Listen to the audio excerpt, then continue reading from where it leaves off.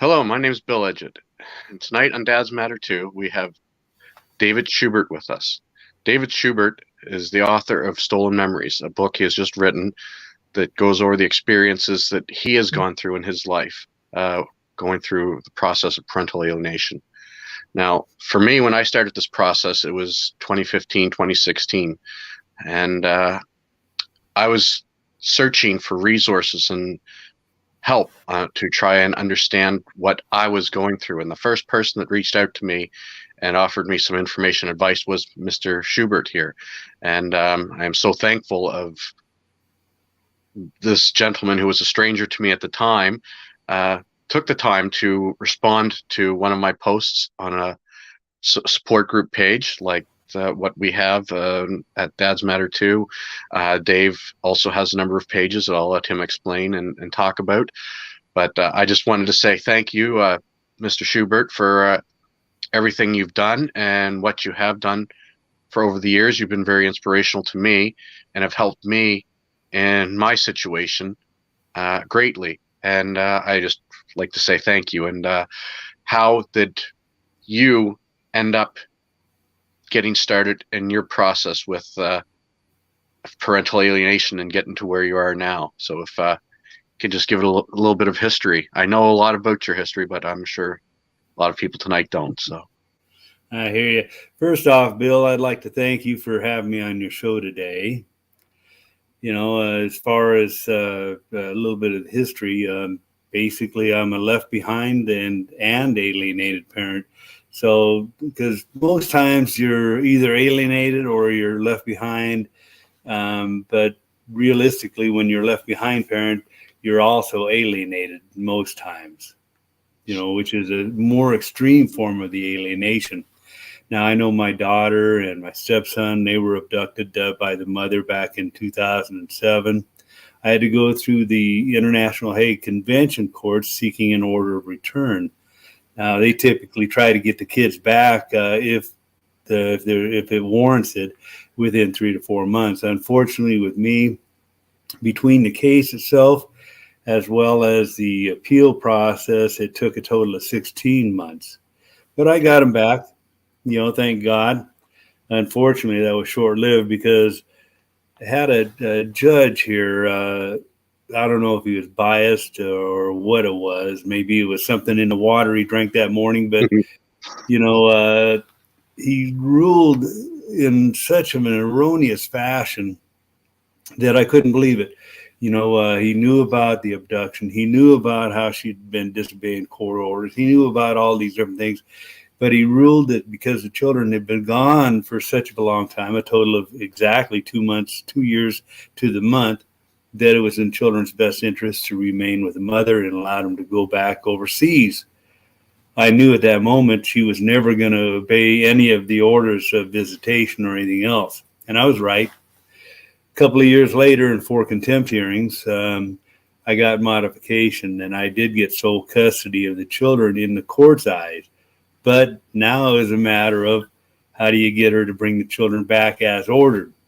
It wasn't going to happen. She kept the children, okay. and finally by 2016, I'd had enough. In the beginning, I felt like I was the only one out there who'd lost their children to parental abduction. I was the only one that was alienated. I felt kind of like well, for lack of a better term, I felt like I was a freak of nature that this was happening to. But over time, I found out there are millions of us out there all over the world that this is happening to. And so by 2016, by then I'm down there in Panama, Central America, and I'd gone through another court battle with the ex-wife via telephone in Australia. And it was enough. It was basically the stopping point for me. So I had a friend of mine. He's originally from Venezuela. He did computer stuff, and he helped get me set up on Facebook at the time and design the actual banner background for the site. And I started writing, and I kept on writing. And then I started finding other social media, and things kind of snowballed, so to speak. And all I was doing was writing about, what I was feeling, what I was going through from the mental and emotional side of things. But as it went along, and come to find out, everything I was writing was nothing more than a mirror to what other parents were feeling. Yes. And now, we've branched out into YouTube. I'm very prominent on LinkedIn. We'll have our own blog, things like that. And so we're kicking right along. We're gonna let folks know we're here, and let those that are affected by this know and understand they're not alone.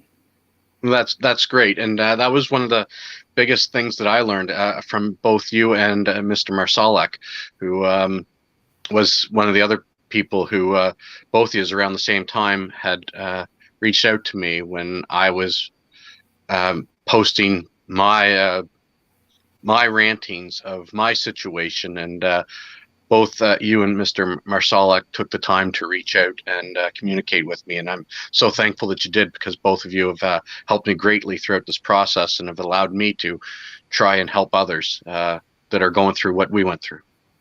Right. It's funny you should mention about Keith. Actually, he and I are from both the same neck of the woods up there in Montana. Oh, And nice. when I was last back in Montana, he and I actually went and had lunch together and stuff. And actually, when I wrote the book and did the acknowledgments, he's actually in the acknowledgement section as well. That's great. Because this is a community of people in the world of alienation, and like I said, you have written for years, and your writings were inspirational for me, and I'm sure for other parents to give us hope to keep going on, because it's not easy. Again, when did this process start for you? As far as the alienation or the writing? Well, when when it first happened, when the children were abducted from you. What year was that? That was in 2007. It's funny because it happened in the month of June, right? So I hate the month of June because of this, all right?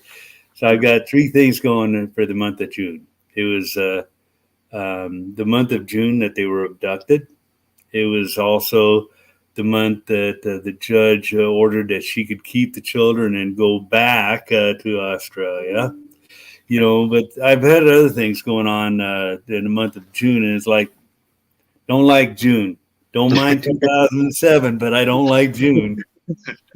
No, it's there's some dates and things that you associate with these incidents that you just never recover from. And mine's October, so I'm with you. I understand where you're coming from, what you're talking about. So Right. that's a long time. So for years, 2007, that's such a long time. Like I feel like my situation has been going on for a long time, and it started in 2015. 2007. How did you keep going? Actually, I kept going because of the ex-wife. She pissed me off. Well, that's true. I mean, when you get angry enough, it's like, you know what? I'm tired of being on my knees. I'm not going to put up with this nonsense. I'm going to stand up on my feet again. I'm going to go ahead and raise my voice up so others can hear me. I'm not going to allow you to destroy me. I do understand, and thank you for standing up, because when somebody stands up, it makes it easier for others to do the same. And you've done that for me, and like I said, your writings, they've been so inspirational, and it's been part of what's helped me keep going, and me to take part with Ben Abganti here with Dad's Matter 2 and do our podcast.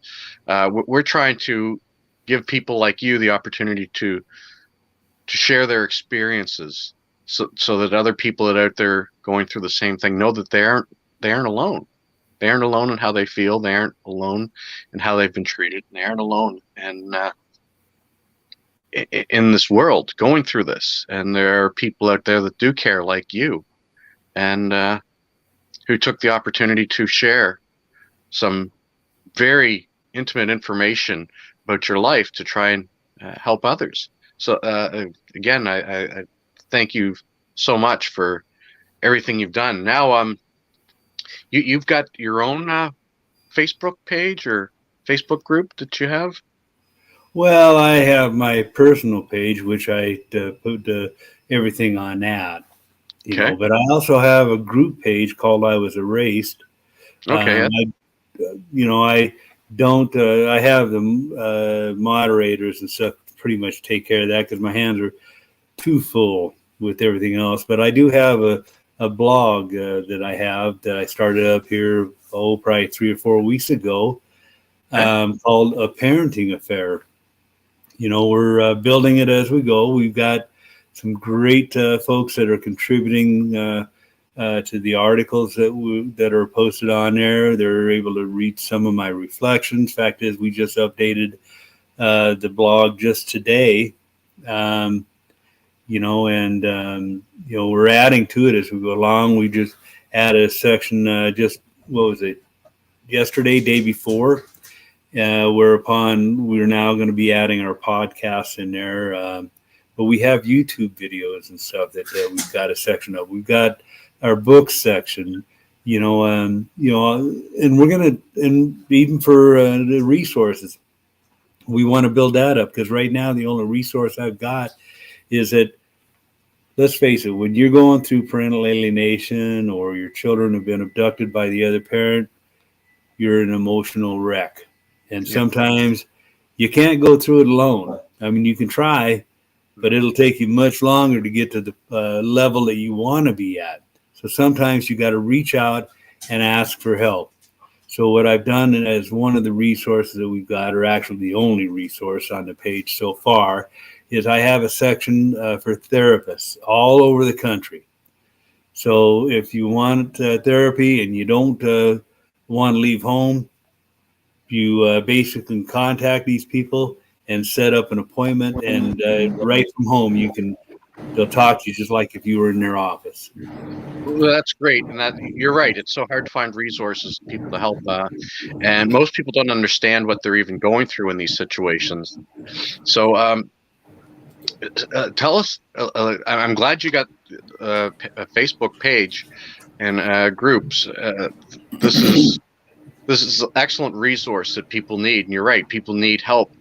They need support. They need a support system to get through this process, or it can chew you up, and it's hard to recover, and it's hard to be a healthy parent if your children return to you, or if you can manage to have the opportunity to have them in your life because of this process. How long? How old was your daughter when she was first abducted, and how old is your daughter now? And what is there any communication between you two? She was 2.5 years old at the time. My stepson was 8.5 when they were abducted.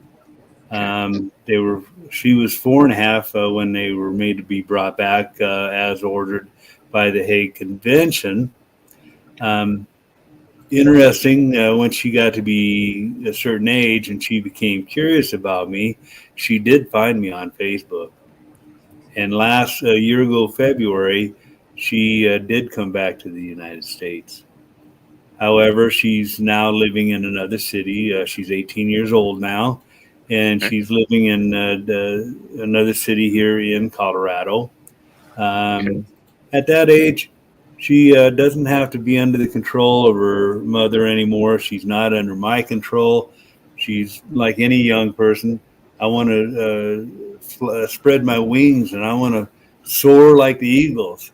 Well, I Yes. let her, and we don't have as much communication as I would prefer, but just knowing that she's here and knowing that she's safe, that does wonders.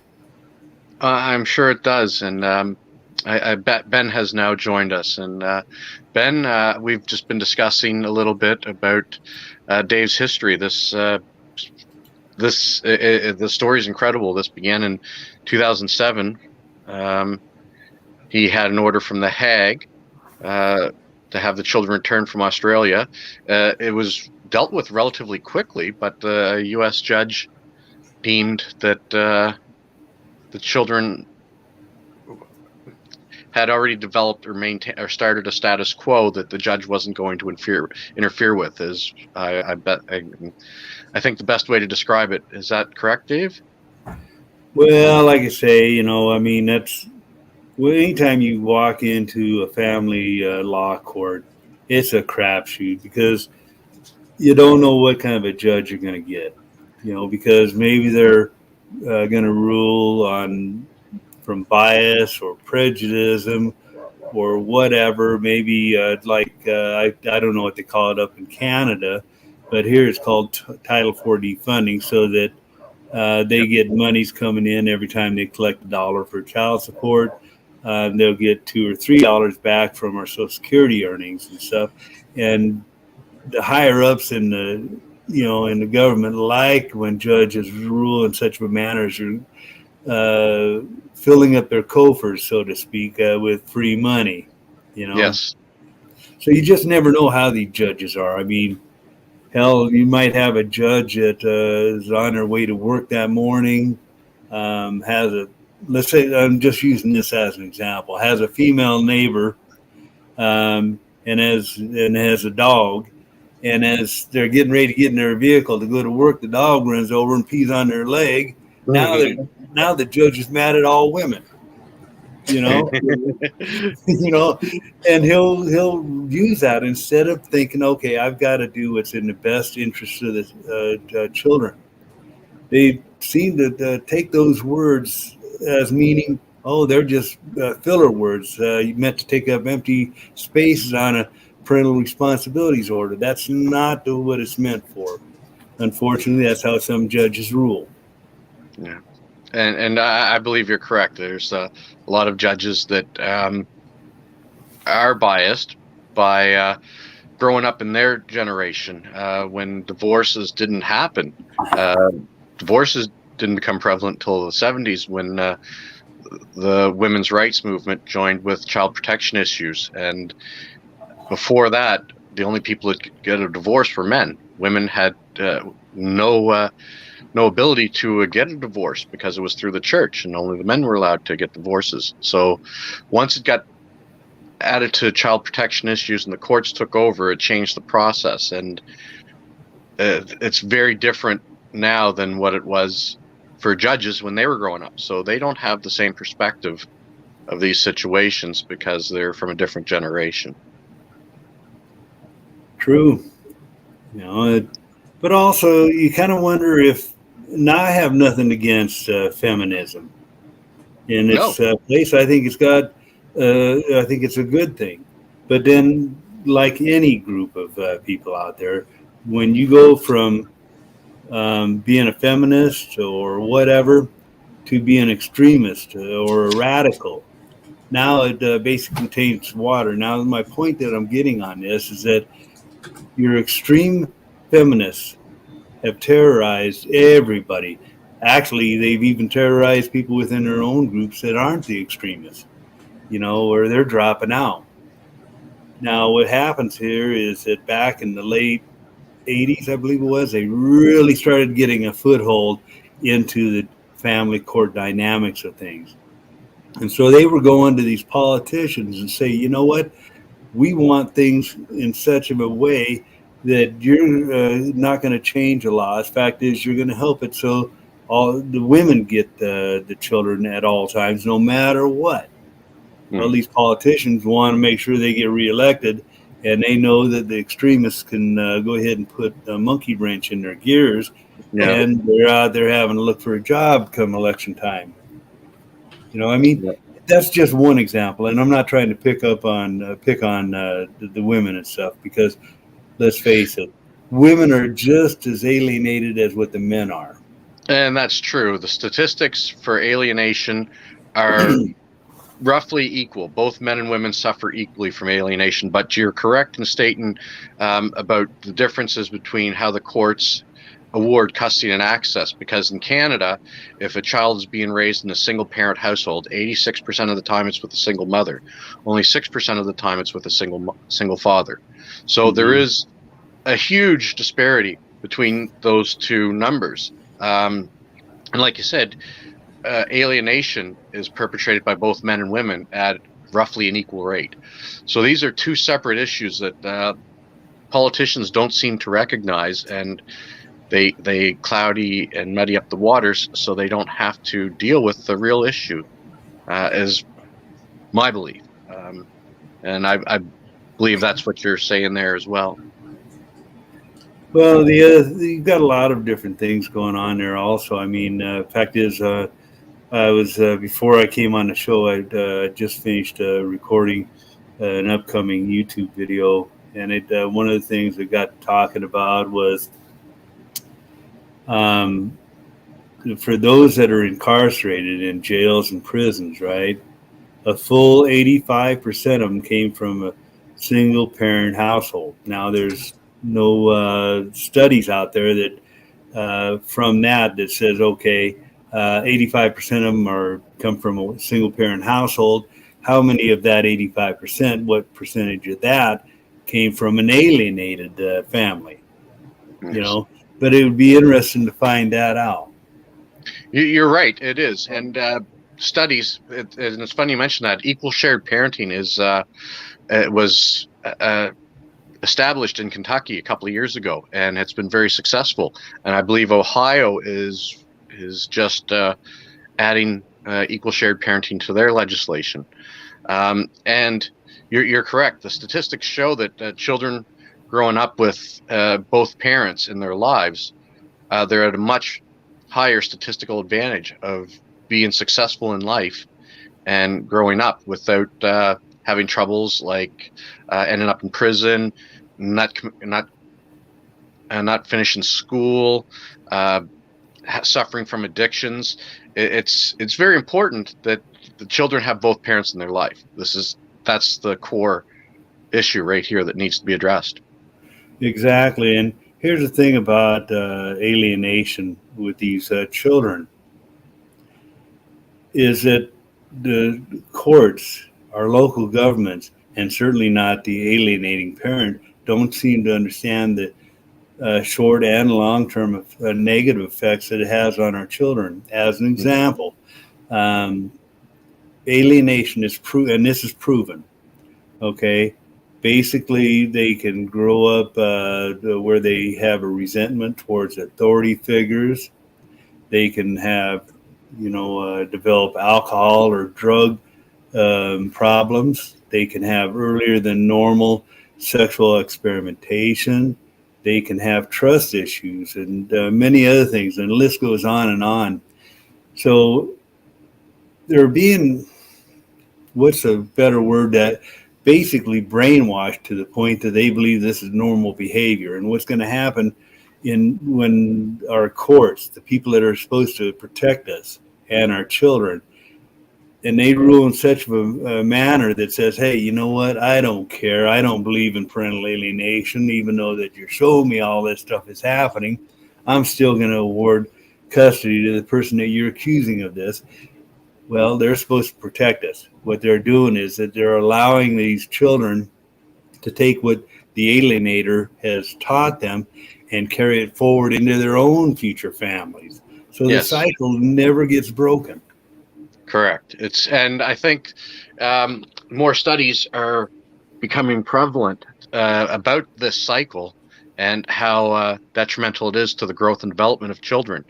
And there's been a lot of study about just what you said over the last 10 years. There's been a lot of study in this field. And unfortunately, most of the people practicing psychology, psychiatry, social workers, um, they haven't learned any of this new new information that has arisen since 87 was when Richard Gardner first recognized the 8 alienating behaviors that he labeled as parental alienation syndrome. Um, Never got fully recognized as a diagnosis because it was a little too vague. but it has since been refined to a 5-factor and 4-factor model to recognize parental alienation. And they've been both very successful at recognizing cases of alienation. Mm-hmm. So, Ben, thank you for joining. Dave and I have just been going on here. Any questions you have for Dave, or that you'd like to hear from Dave? Hi, Dave. Bill brought me up to speed with the experience you had. I can barely hear you. Is it better now? A little bit. Let me try turning up the volume on my end. All right. Okay, let's try it again. How is it? How is it? Yeah, better. Okay. Okay. No, I was just saying that Bill brought me up to speed with the experience you had. With your daughter being I don't know if I should use the word kidnapped to Australia, and then the Hague Convention ruling that came in, and also a judge in the U.S. basically overturning the decision that was made through the Hague Convention. I think that was very unfortunate, and I've been listening to back and forth conversation between you and Bill. But a point that you made, with parental alienation, I think much of the struggle that we face today is with the domestic violence groups.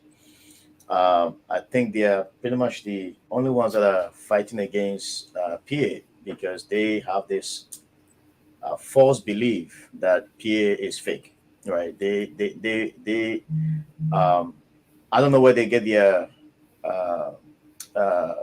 information from, or they might be living in a different planet. But somehow, I mean, Bill shares with me some politicians, bluntly saying that PA is fake, and I wonder where they get their sources from.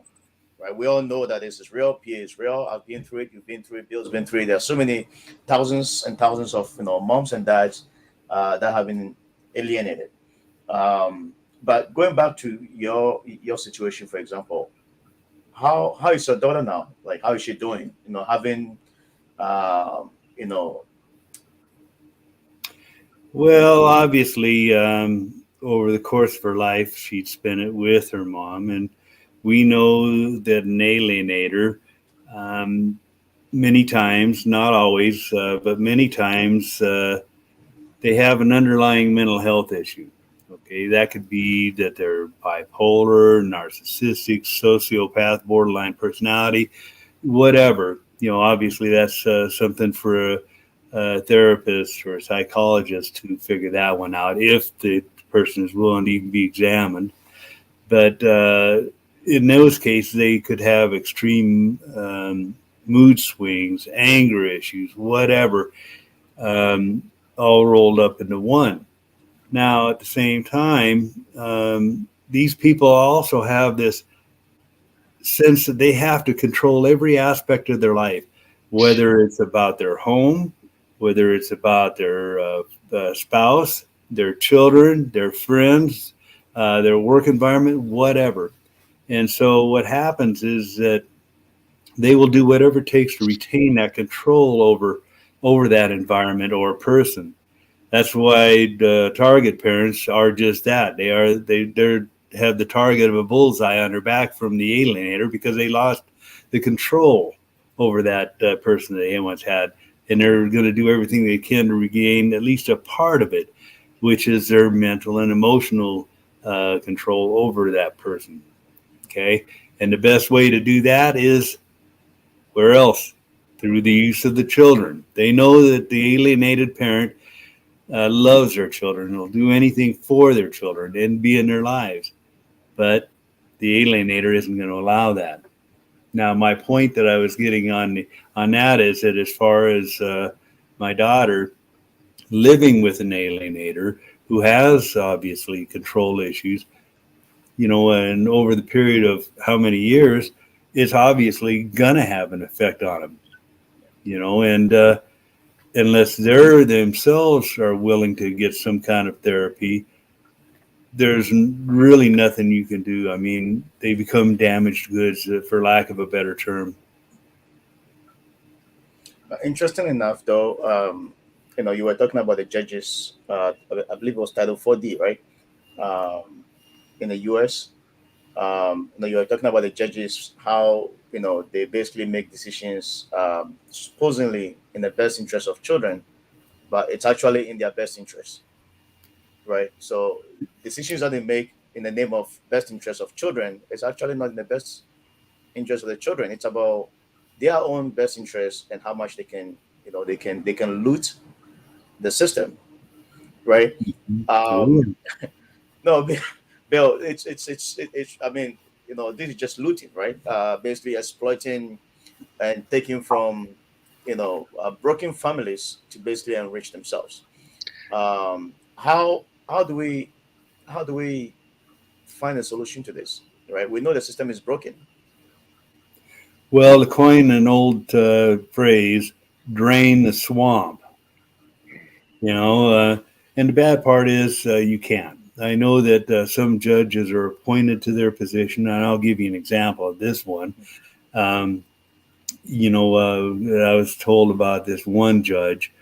Um, Basically, he before he became a judge, he was an attorney, and he was in front of the same group of judges week in and week out, representing these parents and stuff. Does miserable jobs in representing them, and typically would wind up losing the case. Well, these judges got together, from what I was told, and they went. They were tired of the guy, so they went to the higher ups above them and says, "Hey, we got to get this guy out of our courtroom."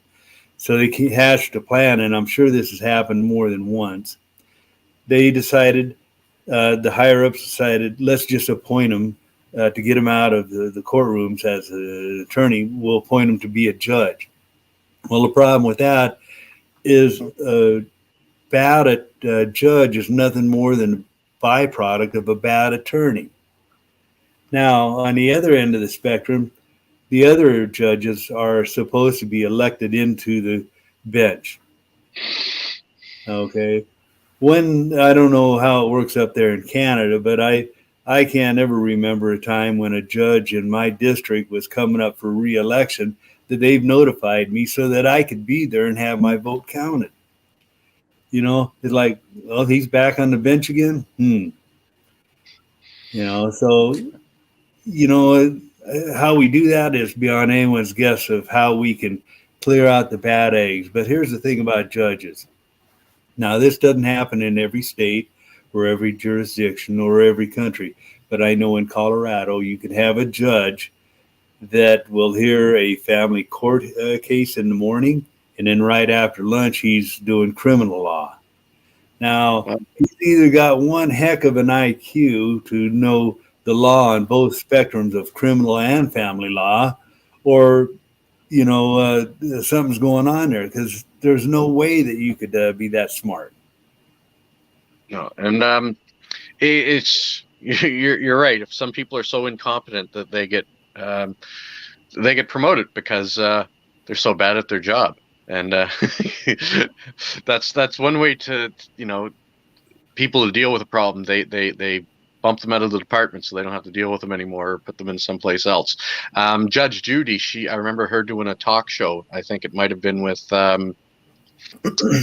I can't remember, but she was talking about the New York family courts being the dumping ground for bad judges, because there are different criteria that needs to be satisfied for criminal charges and to preside over criminal matters, as you were stating, and they have to be very knowledgeable about criminal law.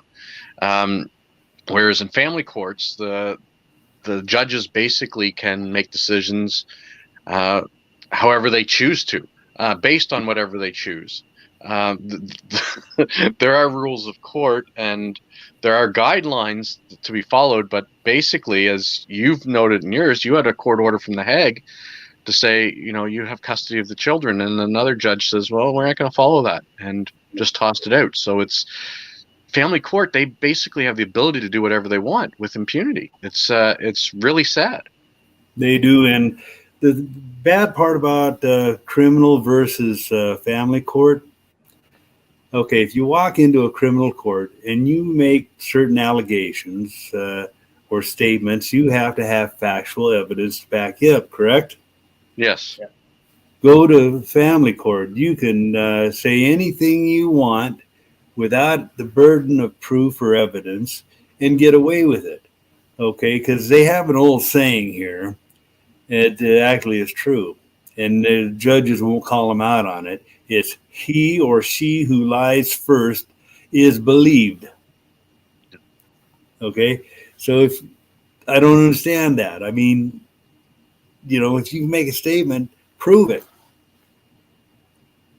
And I think, you're right. There's in the United States, they have the VAWA Act, the Violence Against Women Act. Um, and then they had the Me Too, where as soon as a woman uh, made uh, made allegations or complaints, that they were just believed and moved forward. There was a case from the UK where a woman that had reported being raped by partners numerous times, and I think it was her fourth partner, where they finally decided to look at this pattern of rapes she was being subjected to, and found out that she was making false reports against all of them, and she ended up going to jail for a number of years because she was making false reports, but she kept getting away with it. So she just continued the pattern, which seems to be the case here in family courts. There's no repercussions for people lying, and if you go lie and they believe you, you get rewarded for it. Unfortunately, and it's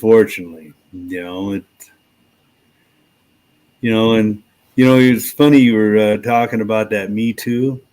Yeah. Maybe that's what we need to do is start up a Me Too movement for parents and children or grandparents who've been screwed over by the family courts because they didn't take the case serious enough to admit it, allow the admission of certain evidence that would have dictated how the case would have been ran.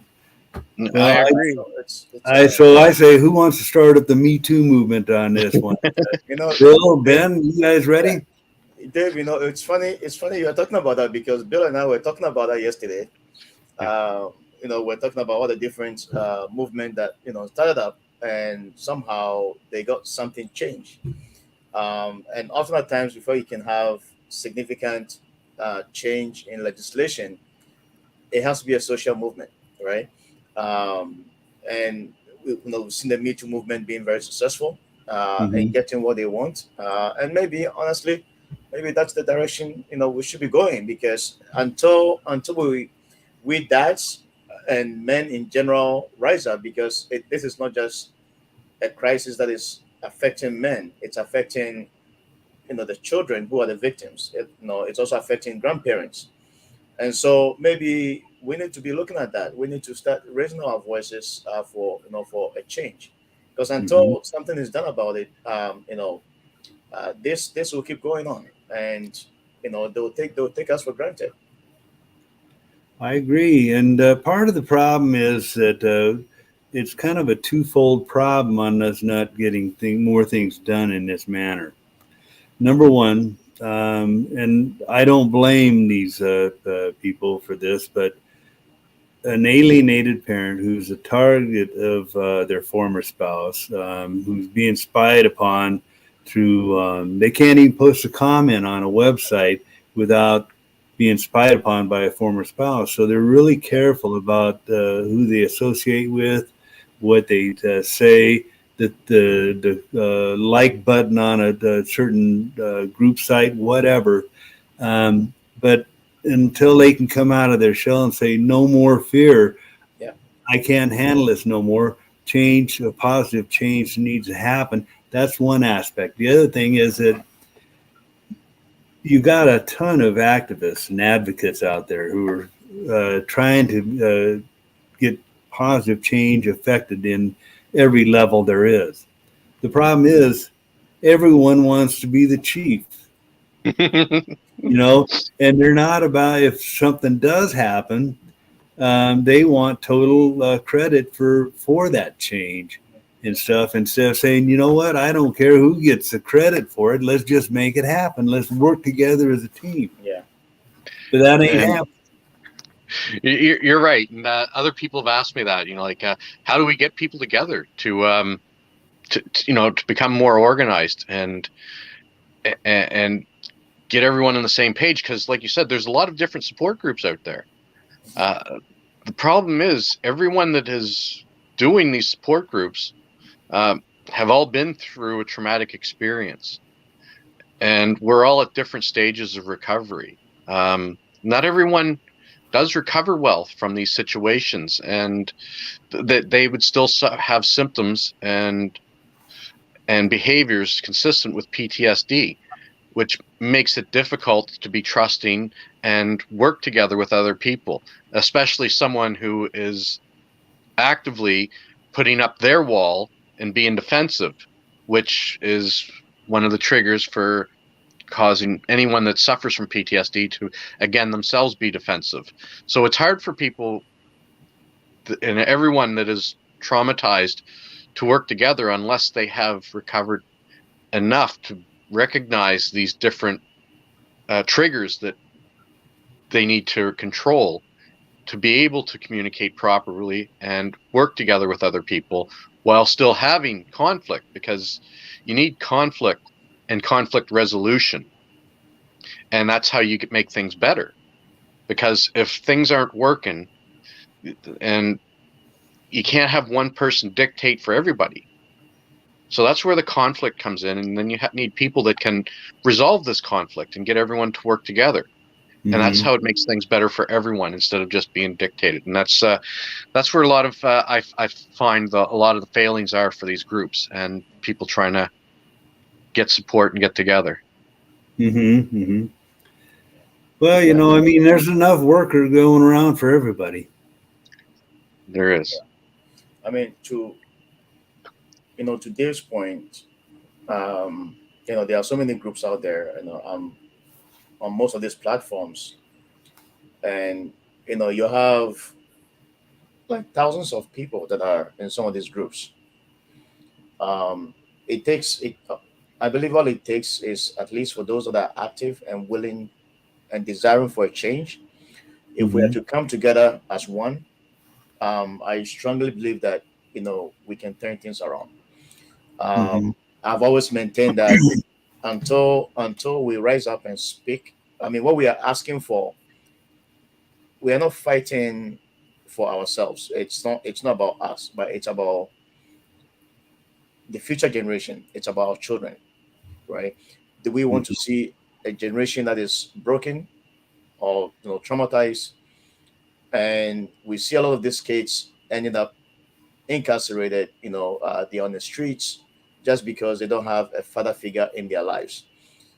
The question is, do we want to have that generation where society will be a total mess because there was nobody to direct them, there was nobody to mentor them, right? We have an opportunity now, as dads, as men, to do something about it, to change it. I believe the politicians who make the decisions would not want to see their own children being broken, and that same thought should be for any other family, right? So it takes us working together, having the same voice. uh, Unity is much stronger than people working in different silos. It goes a long way to change things around. You've had significant experience, same as Bill, myself, and there are so many people out there that want change.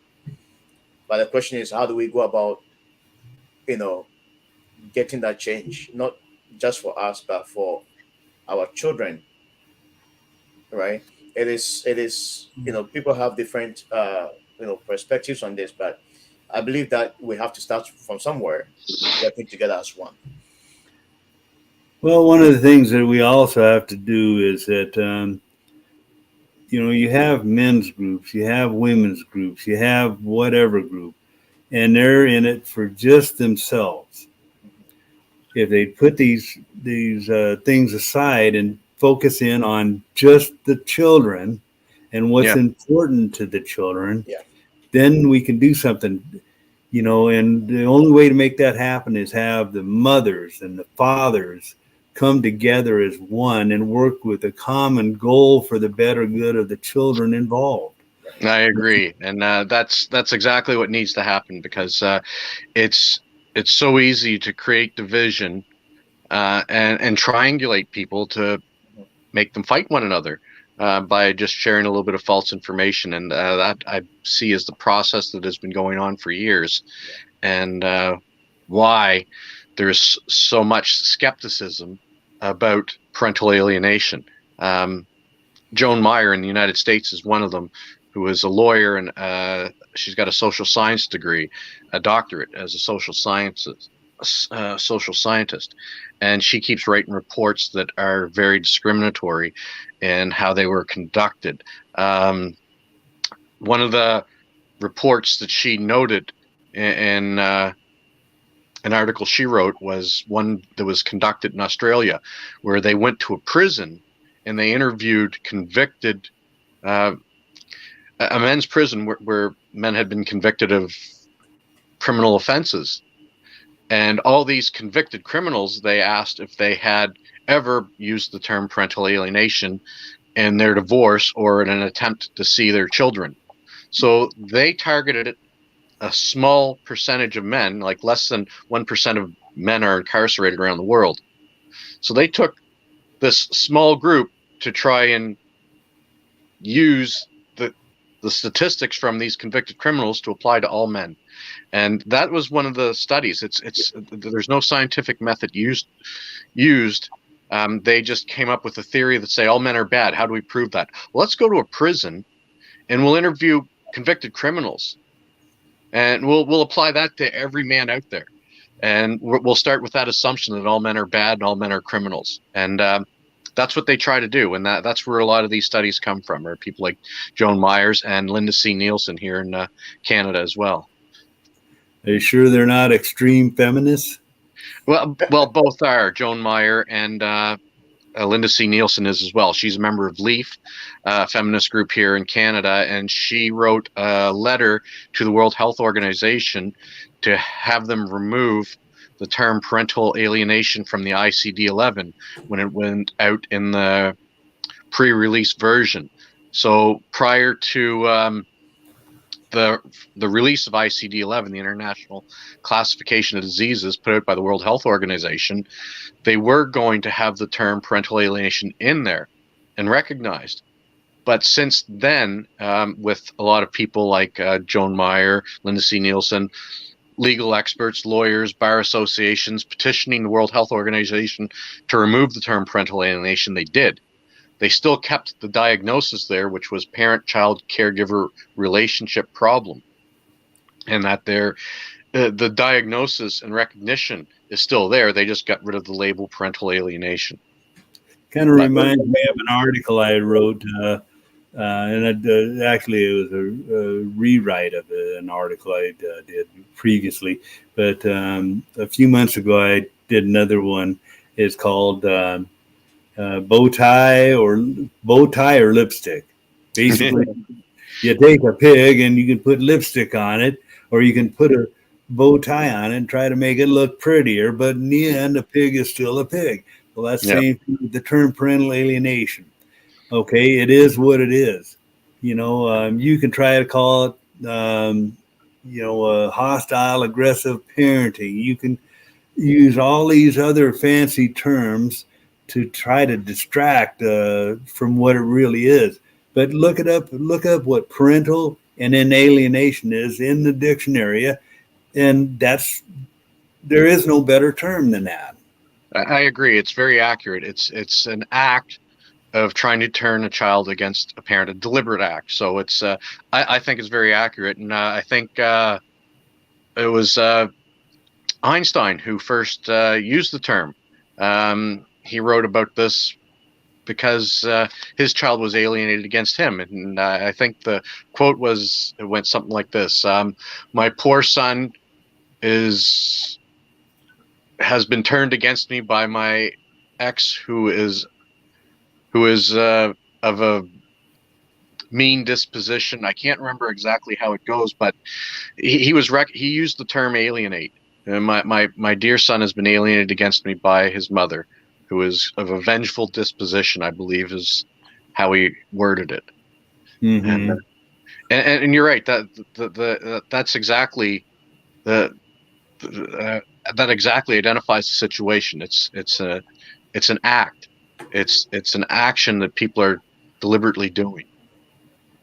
Oh yeah, and if you've never been subjected to alienation or actually even be a left behind parent, you always well, take for example, I never even knew what the term parental alienation was. I'd never heard of that term before it happened to me.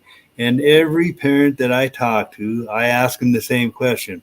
Before it happened to you, did you know did you ever hear that term? Nope.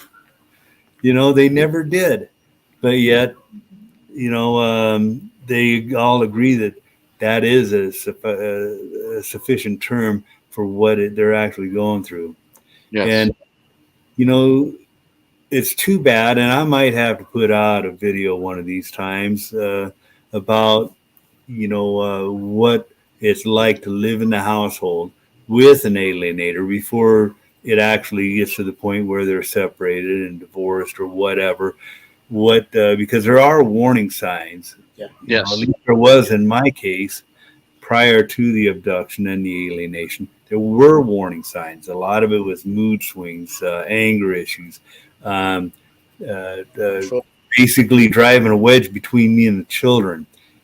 And actually, if you read my book, I talk all about that. About what my life was actually like in my home. On a daily basis. You know, uh, and for those who have never experienced it, they'll never know. That's why it's important that when you do get a parent that's gone through it and has the courage to put their personal issues in the wind, in print, for the world to see, it's important to put it in the hands of the people that are unknowledgeable about these things. You know, I, Uh, I, I think there's only been a couple of other people. One of them from the UK actually had, from what I was told about, he had written a book about his situation with his children. He printed the book, but later on, unfortunately, from what I've been told, he wound up committing suicide. that's so sad to hear, but at the same time, it is one of the sad situations in reality of suffering from alienation. The loss of a child. It's it's something you just don't recover from. It's No, you can get to a point in your life through a sense of self healing where you can function on a more manageable level. But what a lot of people don't know is that even though you might seem fine on the outside, it's on the inside that you'll bear those scars, those emotional scars inside where no one can actually see them. But you're still able to at least be on a manageable level. and that's right. And now back to your book there. So what do you cover in your book? Are you sharing a lot of like the information like this, like the personal thoughts and feelings you had of going through this process? And It like covers these are everything. It covers everything, Bill. The good, the bad, the ugly, even about me. I talk personal things about me because there's so many memoirs out there that people try to make themselves look bright and shiny when in fact they've actually done some dirt in their lives themselves. Well, yeah. I wasn't going to be one of those typical memoirs. I put it all out there, and I back it up with emails from the State Department, from the Hague Convention, from the courts orders, uh, emails from the other end of, you know, I won't get into that, but what was said in some of the emails, even though names and, locations have changed, because let's face it, I don't want to get sued, because we live in an age of litigation. Yes. So I had to change certain things, but outside of that, if you see an email or a court order in that book, you can rest assured I've got that, and that's how it got put in there. I use it as filler to help take up some of them blank spaces when my mind wouldn't work.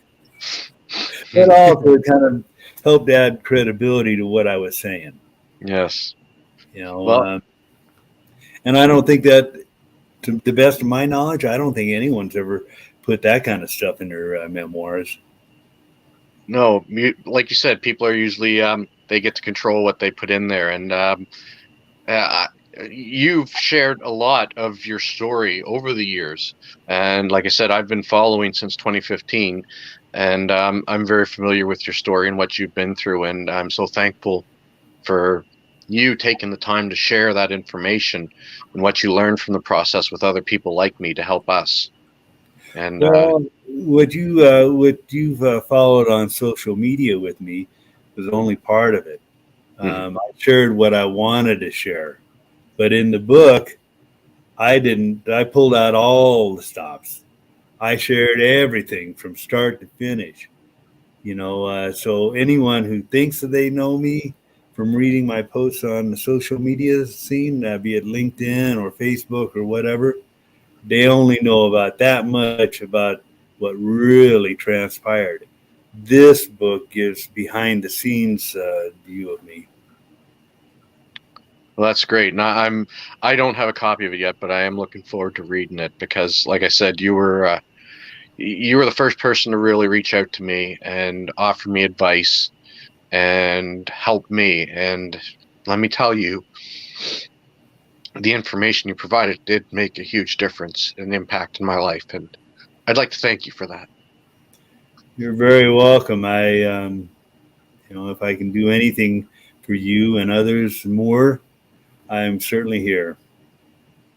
Yeah, and David, it takes a lot of courage, for you to be able to put everything out there, um, and for you to provide this, you know, in a way, it's information for for some of us, and those that may potentially have to go through that process as well. It's a tool for us to basically understand what you've been through and most likely learn something out of it. To help equip ourselves as well if we ever encounter any of the experiences that you went through as a guide. And I really appreciate. I just checked it out. It's on Amazon. I just put it in my shopping cart. I'll grab a copy of that, and anything we can do to support what you're doing, because your voice makes a huge difference. Your voice creates awareness. Like me, I never knew about parental alienation until I had to go through it. So we all have a responsibility to create awareness, and I think your book also does exactly that. Thank you so much, David, for what you've done and what you continue to do. Thank you, Ben. Now, for those that wanted to, follow me in my reflection articles and such, they can always go to my Facebook page or LinkedIn. But if they go to the Facebook page, that's obviously facebook.com/hopeful father. And I post my reflection articles on there. I post information about how to get the book. I post about the blog, how to get to that. I posted on the YouTube videos. Fact is, we just posted one up today and filmed another one for next week. So they can get a lot of this information right from my Facebook page, to go to the different links and stuff, and have them just follow me along there if they want more information.